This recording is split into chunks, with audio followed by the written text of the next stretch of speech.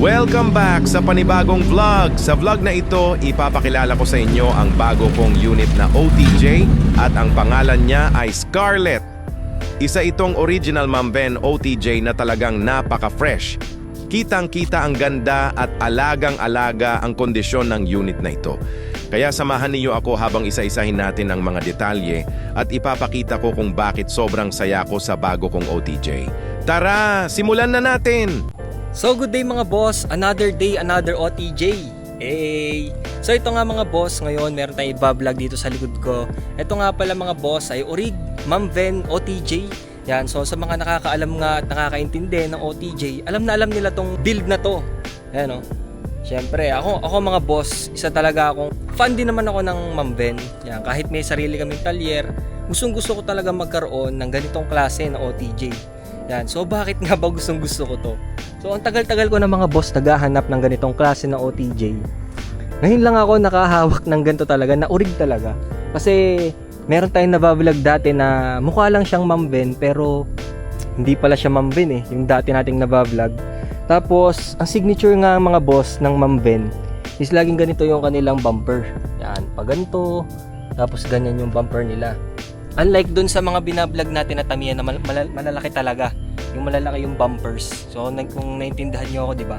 Magaya ng mga build natin na ganito kalalaki yung, ganito katataas yung bumpers. Yun. Yan. So ano pa ba yung pinaka gusto ko sa Mamben? So ang pinaka gusto ko talaga is yung simple lang siyang tingnan. Makita nyo naman, di ba? Walang mga abu-abubot. Yan lang. So semi stainless nga to mga boss, no. Ang stainless dito is bumper, itong kanyang hood, fender, grill, yan dito sa ilaw natin, kasi itong cowl, itong frame, yan ang frame ng ating windshield, yan ang stainless dyan. At ito pa pala, itong ganito. Tapos yung pinakalikod niya, yan, wala siyang tailgate mga boss, yan lang yung ano niya. So medyo na-spoil ko kayo agad sa ating vlog, so dapat utay-utay natin. Yun nga, sabi ko nga, ito nga pala mga boss ay semi-stainless. Ayan. So dito tayo muna sa panlabas, di ba? Kagaya ng ginagawa ko. At wait lang, parang hindi ko ata nasagot yung bakit gustong-gusto ko nga ng Mamben na OTJ. So guys, ang tagal-tagal ko nang naghahanap ng Mamben. Hindi talaga ako makakita. At kahit sa marketplace mga boss, napakahirap nga bumili ng Mamben na owner type jeep.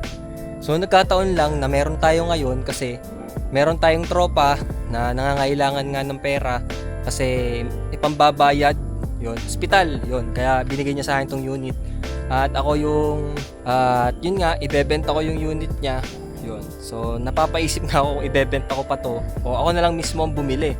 Yan. So ang tagal ko na nga nahanap, ilang beses ko nang inulit sa vlog na to, na ilang beses na akong naghahanap ng ganitong owner type jeep. So original Mamben talaga yung hanap ko.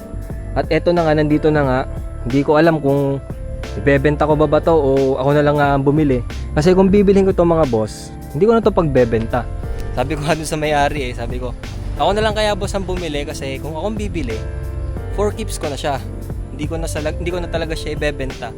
Kasi ang hirap-hirap nga makahanap ng ganitong klase na owner type jeep. Ayan. So kagaya nga ng sabi ko sa inyo kanina, kaya gustong-gusto ko to kasi simpleng-simple lang naman talaga, di ba? Ayun oh. Diba wala siyang masyadong style. Lalo na dito guys sa interior. Ayun no. Ayun lang. Yan lang makikita nyo. Upuan. Itong kambyo. Manibela. Pati gauge. Pati pedal. Yan lang. Yan lang yung makikita nyo dun guys. Yan lang guys ang makikita nyo sa loob. Ayun no. Dito sa likod. Wala. Yan lang din. At ito nga no. V-bar. Yan. Ito rin yung signature ng Mamben. At alam nyo ba guys, sa narinig ko, syempre galing din akong Cavite, hindi talaga sila nagbibuild ng ganitong klase ng owner type jeep. Kapag nagbubuo sila ng box type, yung tubo nila hindi B-bar. Ang tubo nila guys, yung parang kagaya pa rin nung sa ating roll bar, nakaganon yung dito. Diba yung ating kalahating bubong? Ang kanila, ganun kalahating bubong, tapos meron pang bakal na pa ganun, na magsisilbing ganito, pero hindi na siya V. Kumbaga wala na nito. Itong isang to wala na. Yan. Yun yung kadalasan din sa Cavite na box type. Pero dito sa Lipa nga, dito sa Batangas, yan ito. Mamben Jeep Club. Yan. Siyempre, support din naman ako. Ayun, pati ito nga pala mga boss. Yan, Team Tamiya ng South. Yan. Follow nyo sila sa Facebook. Kasi ito pa nga pala mga boss. Tingnan nyo naman. Napakaliit ng kanyang steering wheel. Sandangkal lang oh. Halos sandangkal. Yan. Tapos kulay pink. Yan lang yung pedals. Tapos yung upuan nga natin is fiber seats. Yan oh. Ito foam. Ganito rin nga pala guys yung kanabit natin dun sa yung huling vlog natin yung sa Bulacan. Tapos ang makina nga pala nito mga boss. Ito buksan na natin. Pakita natin kung anong makinang meron itong ating Tamiya. Ayan. So habang binubuksan ko nga pala, syempre, shoutout muna sa may-ari nito, kay Miko Orense. Yan. So boss, ano ba? Akin na lang ba to o pagbebenta ko pa? Yan.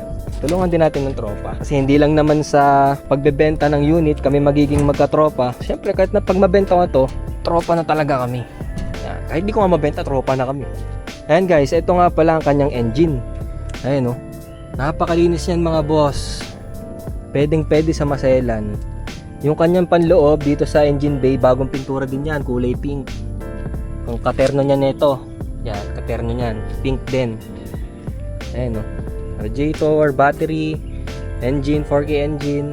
Yan, ito yung kanyang intake. Oh, turotot. Yan, turotot guys. Alam mo, naka-ram air no. So yun lang, 4K engine lang yung ating engine. So ito guys, based on my experience talaga sa paggamit ko nito kanina, kasi kanina ko lang to kinuha eh. Sa engine niya hindi talaga ako papahiya kahit 4K engine lang siya. So yung hatak, kasi wala na tayo sa power eh. Kasi 4K engine naman, hindi naman racing to eh. Dun sa hatak na lang guys. So sa hatak pa lang panalo na tayo dito sa unit na to. So ito mga boss is 4K engine, tapos yung transmission niya is 4-speed. Yan. So dito nga sabi ko nga, ito yung mags niya 13s. So dial phone. Tapos naka na rin yan, nabulin na rin yung lip. Ayan. Ito rin. So yung gulong nito mga boss is makakapal pa, okay pa yan lahat. Tapos nakabusina nga pala tayo dito, Orig Bosch horns. So guys, yung may-ari talaga nito, ayaw talaga nitong pagbenta sa tunay lang. So nangailangan lang talaga siya ng pera, kaya niya binebenta to ngayon. At yun nga, lumapit nga siya sa akin. Syempre naman, gusto ko din naman tong unit na to. Why not? Tulungan natin yung tropa natin. At kung hindi ko nga may benta, ako na nga lang ang bibili. Ayan, so comment kayo guys kung ano ba, benta ko na lang o keep ko na lang. Kasi nga sabi ko nga sa inyo guys, nagbabalak nga ako mag OTJ camp, yung camping ba. So, yun nga. At nagbubunga din pala ako ng FPJ na pang camping mismo. Pero habang wala pa, why not, di ba? Muna ako sakali. Yun. So, yun mga boss. So, kung trip nyo nga to, kung trip nyo, edi mag-message na lang kayo sa akin sa Team Garute. At wag nyo nga pala guys kalimutan na mag-subscribe dito. So, napakadami na nga din natin dito. Kahit pa paano, 24,000 tayo dito sa YouTube channel ko dito. Yan, dito mismo. At mag-follow nga din pala kayo guys sa aking Facebook page, sa Team Garute din. So 310k na tayo doon. Napakadami na nun mga boss. Yan, so salamat pa rin sa mga patuloy sumusuporta kahit di na ako gano'n nagbablog dito sa YouTube. Ayun.